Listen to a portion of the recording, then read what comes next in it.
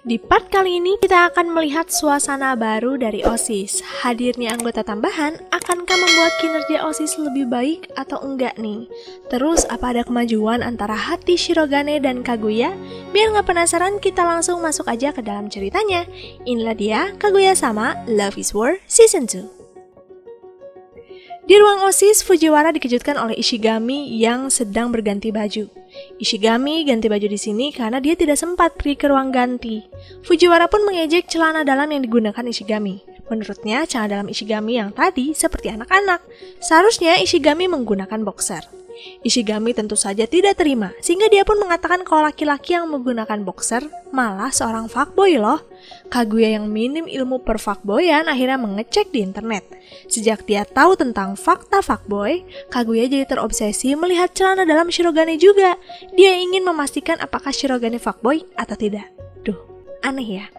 Walaupun hal ini akan memunculkan kesalahpahaman, Kaguya memberanikan diri langsung menanyakan kepada Shirogane tentang celana dalam yang dia sukai. Shirogane tentu saja terkejut maksud Kaguya. Dan parahnya, Shirogane salah menangkap maksud Kaguya. Dia malah mengira Kaguya sedang meminta saran kepada Shirogane celana dalam apa yang pas untuk Kaguya. Shirogane sebenarnya suka celana dalam yang sederhana dan terlihat seksi, seperti celana dalam warna hitam. Tapi menurut gosip beredar, lelaki yang suka celana dalam perempuan yang hitam pasti mesum. Shirogane pun harus menyebutkan jenis celana dalam yang normal. Maka dari itu Shirogane memberitahu Kaguya kalau dia suka celana dalam yang kainnya banyak dan terkesan bebas. Berengah itu Kaguya menyimpulkan kalau Shirogane memang menggunakan boxer. Kaguya pun berlari sambil mengatakan kalau dia kecewa kepada Shirogane menjadi fuckboy. Shirogane tentu saja menyadari ada hal yang salah dengan ucapannya. Maka dari itu Shirogane mengkoreksi jawabannya. Kalau dia sebenarnya suka celana dalam hitam. Semua keributan yang terjadi sayangnya didengar Miko. Dia ikut berlari karena takut kepada Shirogane yang terlihat mesum. Di malam harinya Kaguya curhat kepada Hayasaka. Dia masih tidak percaya kalau Shirogane berselingkuh. Hayasaka pun memberitahu Kaguya kalau laki-laki punya hasrat untuk melakukan mantap-mantap. Dan untuk meminimalisir Shirogane berpaling dari Kaguya, Kaguya harus sering melakukan kontak fisik dengan Shirogane. Cobalah dengan hal sederhana seperti memijatnya. Mendapat ide itu, di keesokan harinya Kaguya membujuk Shirogane untuk mau dipijat tangannya. Sebagai bentuk permintaan maaf kepada Shirogane, sudah mengira yang tidak-tidak. Dengan malu-malu Shirogane pun menerimanya, karena di saat inilah dia dan Kaguya bisa berpegangan tangan kan. Tapi sepertinya harapan ada momen romantis itu sayangnya langsung terhempas begitu saja, karena Kaguya memijat tangan Shirogane terlalu kencang. Kaguya dengan percaya dirinya terus memijat tangan Shirogane. Dia bahkan menawarkan diri juga untuk memijat punggung Shirogane. Shirogane tentu saja mencoba menolaknya, tapi rasa percaya diri Kaguya ini sangat tinggi. Dia terus memaksa Shirogane untuk mau dipijat lagi. Dan sayangnya, posisi mereka yang ambigu ini kembali dilihat oleh Miko. Tentu saja Miko kecewa kepada mereka berdua yang sudah berani-beraninya mengotori tempat suci ini.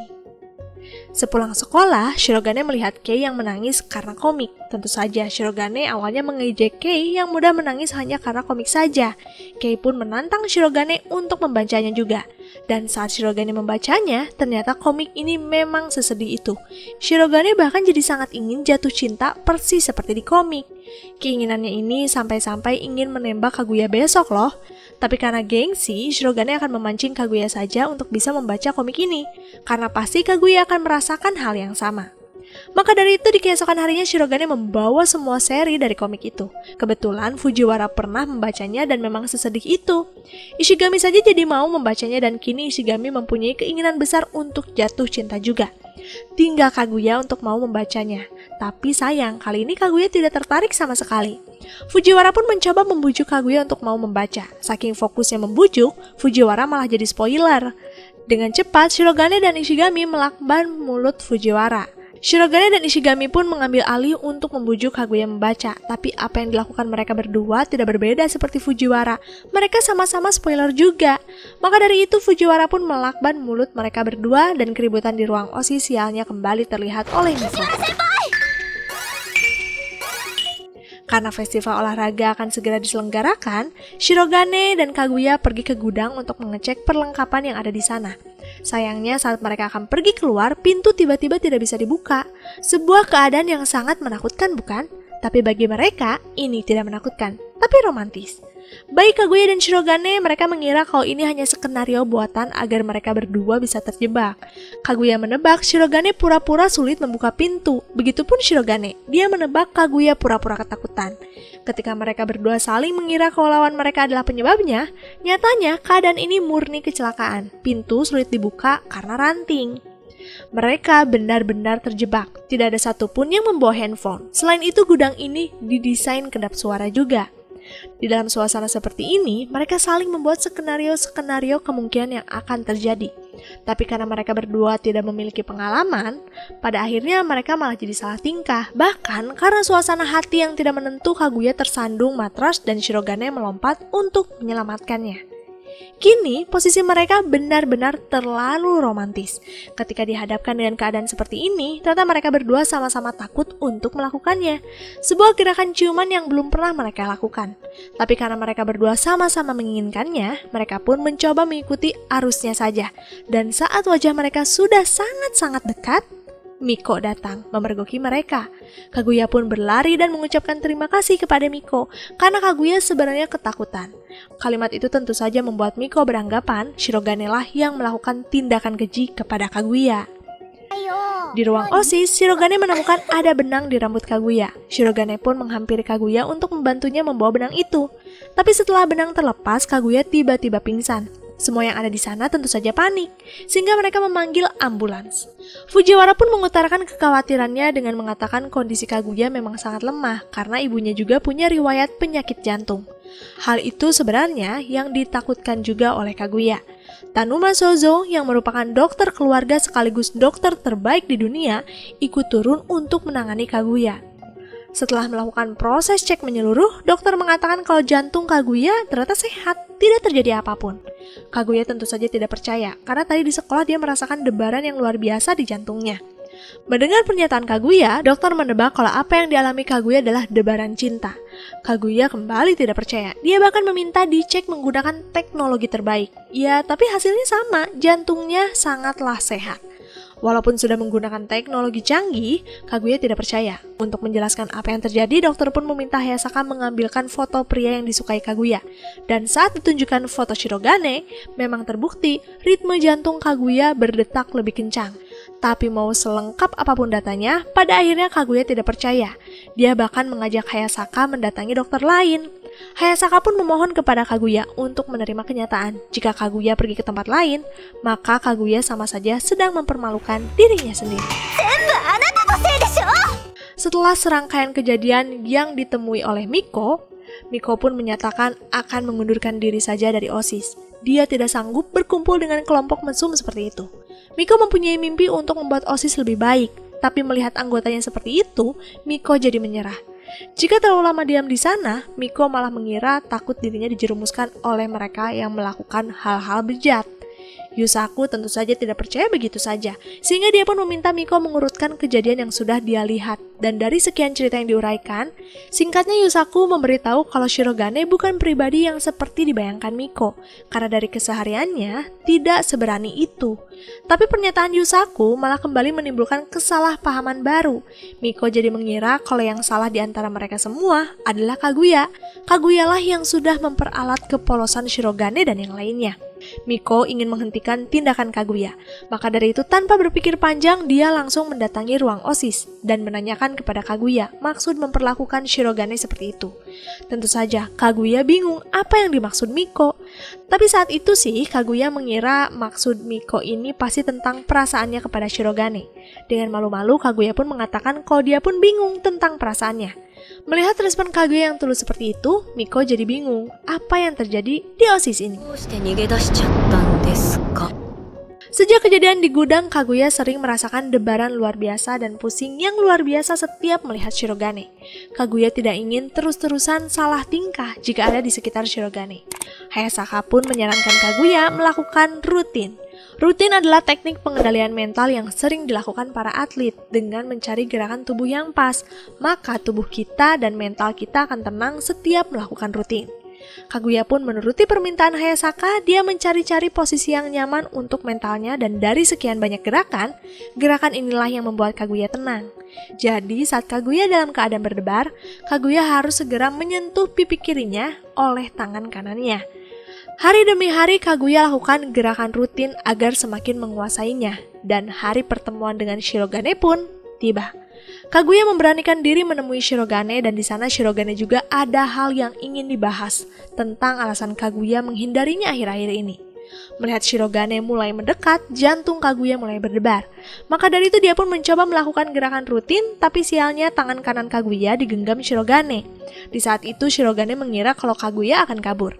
Semakin lama Shirogane menggenggam tangannya, semakin tidak terkendali Kaguya. Maka dari itu Kaguya mengeluarkan kemampuan bela dirinya untuk bisa segera mengambil alih tangan kanannya lagi. You win. You lose. Shin pun berpindah ke masa lalu Ishigami, di mana dia sejak SMP sangat tidak bersemangat untuk berorganisasi. Dia bahkan sering sendirian, tapi entah kenapa kali ini Ishigami ingin mencoba hal baru. Dia mau mengikuti Regu Sorak untuk festival olahraga nanti. Regu Sorak pasti identik dengan sekelompok orang yang sangat percaya diri kan? Sangat berbanding terbalik dengan Ishigami. Dia lebih sering diam. Ishigami bahkan merasa dia salah pilihan. Tapi untungnya wakil ketua dari Regu Sorak masih peduli kepada Ishigami, sehingga dia pun meminta kontak Ishigami agar bisa mengirimkan agenda mereka nanti. Lalu setelah itu ketua memberitahu kalau kostum yang akan mereka gunakan adalah seragam sekolah, tapi kali ini mereka harus bertukar seragam. Laki-laki menggunakan seragam perempuan, begitupun sebaliknya. Tugas seperti itu tentu saja berat bagi Ishigami. Dia tidak dekat dengan murid perempuan lainnya, kecuali Fujiwara, Miko, dan Kaguya.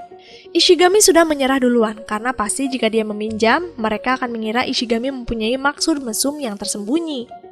Di tengah rasa bingungnya, Ishigami bertemu Kaguya dan hal itu cukup mengejutkannya. Setelah semuanya tenang, Ishigami pun akhirnya menjelaskan semua kebingungannya dan tidak disangka-sangka Kaguya langsung menawarkan diri meminjamkan bajunya kepada Ishigami. Selain itu Kaguya juga mendandani Ishigami untuk contoh di hari festival nanti. Kebersamaan yang tenang antara Kaguya dan Ishigami ternyata diketahui Shirogane juga dan tentunya dia sangat cemburu. Tapi siapa sangka berkat bantuan Kaguya, Ishigami pun memutuskan untuk berjuang di Regu Sorak ini. Sejak memergoki Kaguya yang bisa mengobrol santai dengan Ishigami, ternyata cukup membuat Shirogane overthinking. Kei yang melihat kakaknya seperti ini sebenarnya ingin menanyakan penyebabnya. Tapi karena hubungan mereka tidak dekat, Kei jadi gengsi untuk menanyakannya. Tapi untungnya tidak lama dari itu ayah mereka datang dan di sana dia langsung menanyakan alasan Shirogane murung. Shirogane pun menceritakan perasaannya yang bingung dengan perempuan yang dia sukai. Perempuan itu bisa bebas mengobrol dengan pria lain, sedangkan dengan Shirogane malah menghindar. Shirogane merasa sangat dibenci. Ayah Shirogane adalah pria yang tidak beruntung dalam percintaan. Dia ditinggal oleh ibu Shirogane karena ayah Shirogane pengangguran. Maka dari itu, saran dari ayah Shirogane tidak membuat Shirogane tenang, malah tambah pusing. Kei pun memberanikan diri memberitahu Shirogane untuk sabar, karena perempuan yang tidak bisa mengobrol santai dengan Shirogane sebenarnya malu. Saking sukanya kepada Shirogane, perempuan ini jadi salah tingkah. Menengah itu, Shirogane pun mengambil saran dari Kei, dan akhirnya buah kesabaran Shirogane ini langsung mendapat hasilnya. Karena di hari ini, Kaguya memberanikan diri mengajak Shirogane ke ruang OSIS bersama. Di festival olahraga, para murid kelas 2 termasuk Shirogane akan mengadakan tarian penutup, yaitu Shoran Bushi.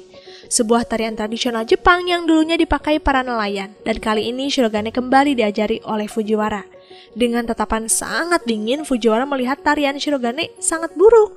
Lebih terlihat seperti tarian pengusir arwah. Dan seperti biasa, hari demi hari Fujiwara lalui untuk mengajari Shirogane tarian Shoran Bushi. Sejauh ini, tarian Shirogane sudah mending, tapi menurut Fujiwara, Shirogane belum menjiwai maknanya. Shirogane harus memahami perasaan jaring yang ditarik para nelayan. Tapi kali ini, masukan Fujiwara tidak diterima. Shirogane merasa cukup dengan gerakannya saja. Melihat Shirogane terlalu percaya diri dengan keadaannya, Fujiwara pun memutuskan berhenti mengajari Shirogane saja. Karena Fujiwara berhenti mengajarinya, Shirogane pun belajar sendiri di ruang OSIS dan kebetulan Kaguya melihatnya. Kaguya pun memanfaatkan keadaan ini dengan menawari Shirogane bagaimana cara melakukan tarian Shoran Bushi yang tepat. Tanpa ragu, Kaguya menyentuh tubuh Shirogane dari berbagai arah. Saat Kaguya asik mengajari Shirogane, Fujiwara melihatnya dan hal itu membuatnya cemburu. Fujiwara merasa Shirogane sangat mudah mencari penggantinya. Dengan wajah menyepelekan, Fujiwara pun memantau kinerja Kaguya. Tapi tatapan itu tentu saja membuat Kaguya tidak nyaman karena tatapan Fujiwara yang terlalu mengintimidasi. Pada akhirnya perdebatan pasti terjadi kan? Mereka saling merebut Shirogane. Shirogane tentu saja kesakitan, tapi siapa sangka dari tarik-menarik ini menyadarkan Shirogane bagaimana rasanya menjadi jaring yang ditarik oleh nelayan.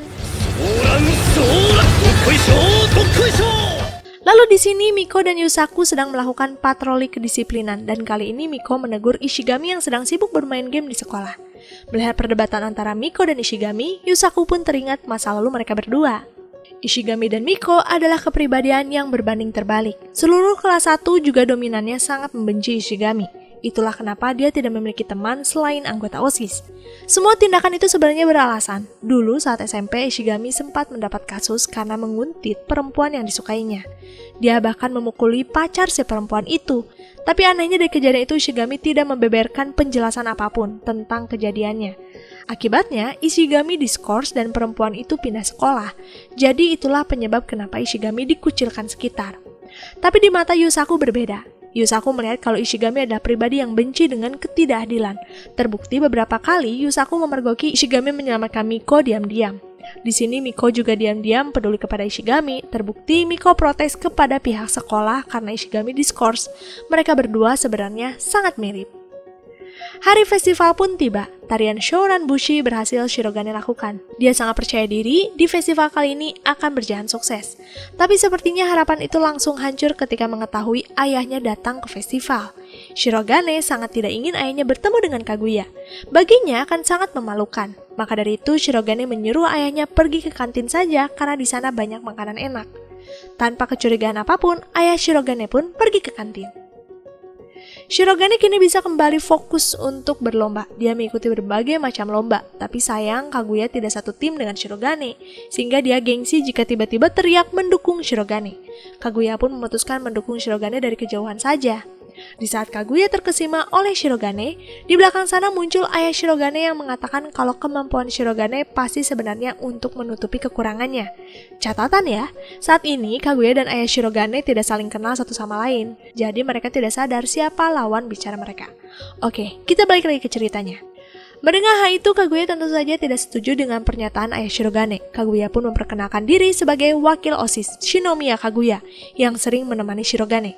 Itulah kenapa dia tidak setuju dengan pernyataan ayah Shirogane. Kaguya bahkan mengatakan kalau dialah yang paling tahu Shirogane. Kaguya bahkan membeberkan berbagai macam kemampuan dan kebaikan yang dimiliki Shirogane. Mengingat namanya Shinomiya Kaguya, ayah Shirogane teringat dengan telepon yang pernah dia angkat. Maka dari itu dengan percaya diri, ayah Shirogane memanfaatkannya dengan menanyakan apakah Kaguya menyukai Shirogane atau tidak. Tentu saja, pertanyaan itu sangat membuat Kaguya panik. Di tengah keributan yang ada, Shirogane pun datang memanggil ayahnya, dan di sanalah Kaguya sadar kalau ayah Shirogane sejak tadi mempermainkannya. Dan Shirogane kesal karena ujung-ujungnya ayahnya tetap bertemu dengan Kaguya. Di lapangan, Ishigami sudah bersiap untuk beryel-yel dengan regu soraknya. Sebenarnya banyak kekhawatiran dalam hati Ishigami. Tapi saat semuanya sudah dimulai, semua kekhawatiran itu hilang begitu saja. Ishigami bahkan merasakan kalau festival olahraga kali ini adalah yang paling menyenangkan di hidupnya. Ishigami tidak menyesal masuk regu sorak. Di tengah rasa senangnya, Ishigami tiba-tiba didatangi perempuan dari sekolah lain dan dia mengatakan kalau ternyata Ishigami menikmati hidupnya ya. Pernyataan yang sangat mengintimidasi dan hal itu berhasil membuat suasana hati Ishigami kembali muram. Saat Ishigami melamun, wakil ketua memberitahu kalau ketua regu terluka dan cedera. Maka dari itu ketua regu meminta Ishigami menggantikannya. Karena sepengetahuan ketua, Ishigami saat SMP adalah pelari terbaik.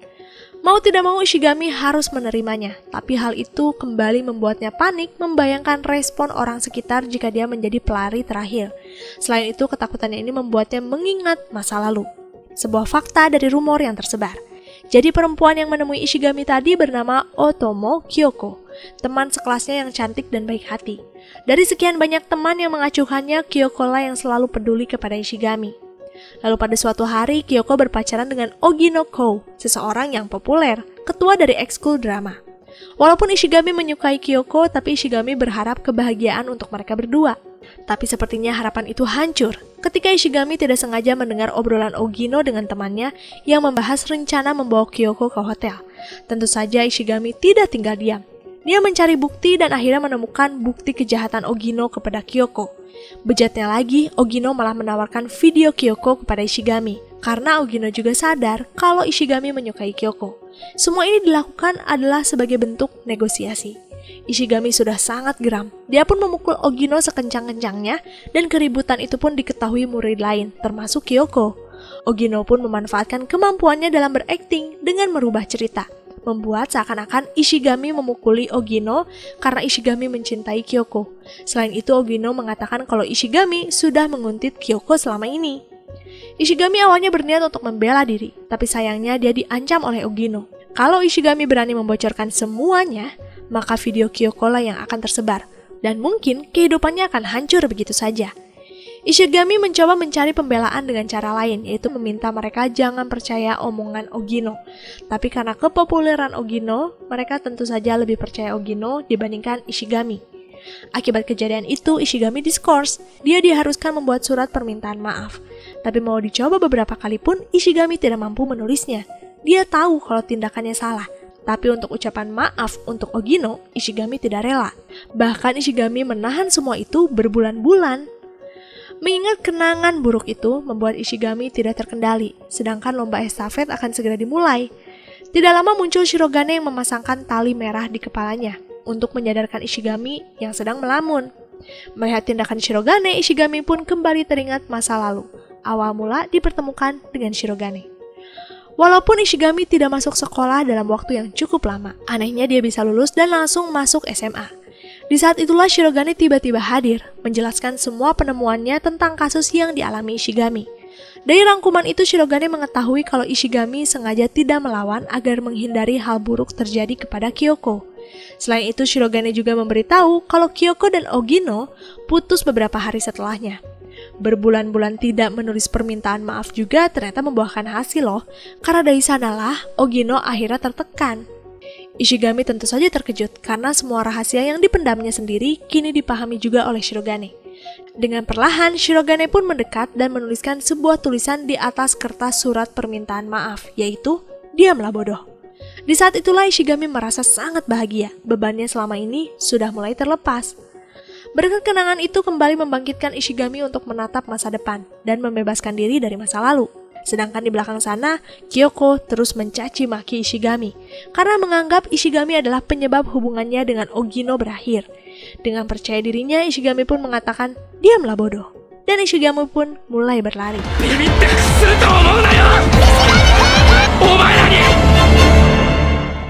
Walaupun Ishigami tidak juara satu, tidak disangka-sangka temannya tidak mengejek Ishigami. Wakil ketua Regu Sorak bahkan menangis mengkhawatirkan Ishigami yang sebelumnya terlihat sedih. Mereka semua menghargai usaha Ishigami tadi dan menganggap kalau itu bukan kesalahan Ishigami. Sejak awal tim mereka memang sudah tertinggal. Ishigami pun tersadar kalau orang di sekitarnya ternyata peduli dan baik. Selama ini Ishigami-lah yang menutup diri.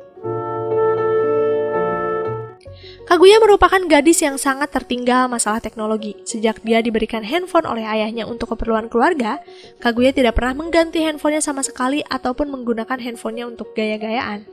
Awalnya Kaguya tidak suka memfoto sesuatu karena tidak ada momen yang ingin dia abadikan.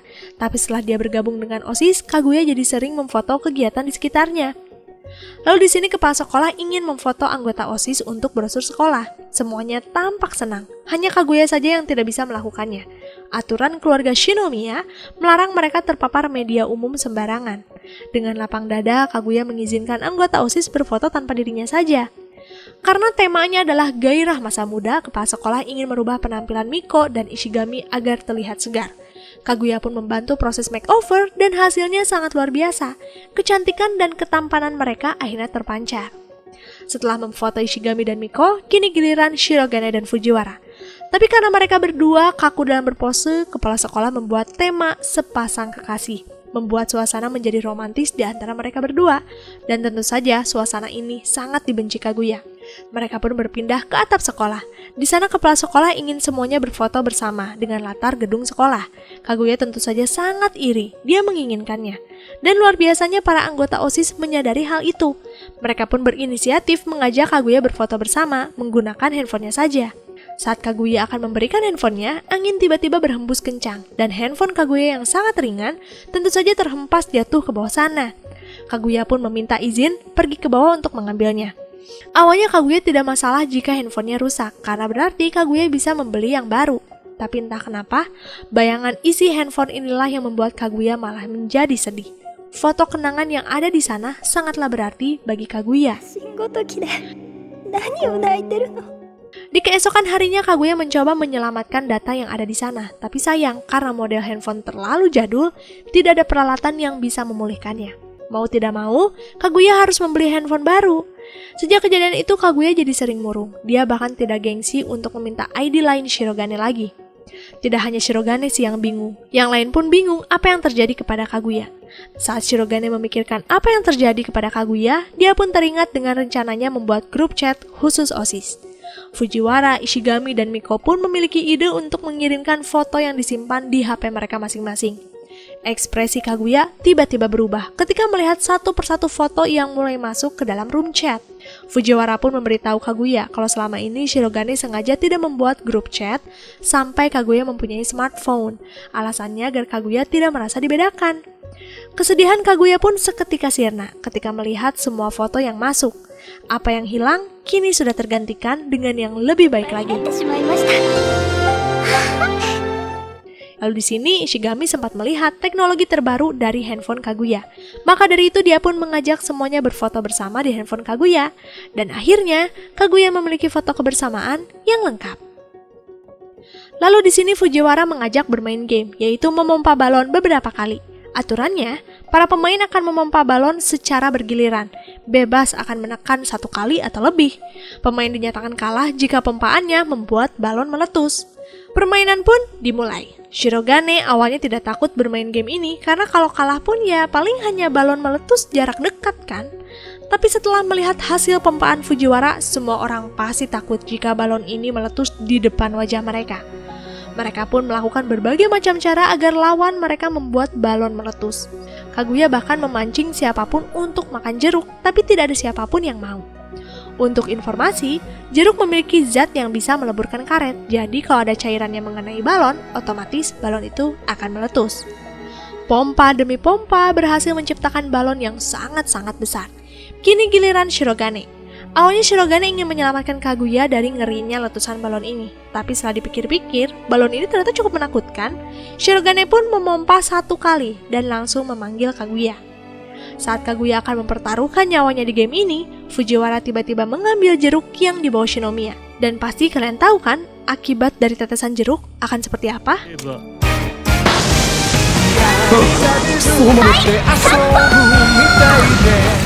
Kehancuran yang luar biasa di Akademi Shuchin. Dalam kondisi ini, baik Kaguya dan Shirogane sempat-sempatnya masih memikirkan bagaimana caranya agar pertolongan ini bisa mendorong si doi mengungkapkan perasaannya.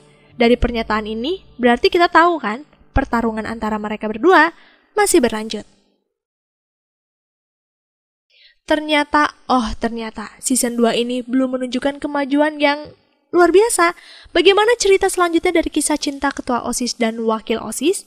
Apakah kalian masih kepo sama kelanjutannya? Nah, mohon bersabar, karena di video selanjutnya kita akan membahas Kaguya-sama season 3. Ingat, harus pantengin terus ya, biar gak ketinggalan. Makasih buat kalian yang udah selalu setia di channel ini. Sampai jumpa di next video. Jamatane, arigato gozaimasu.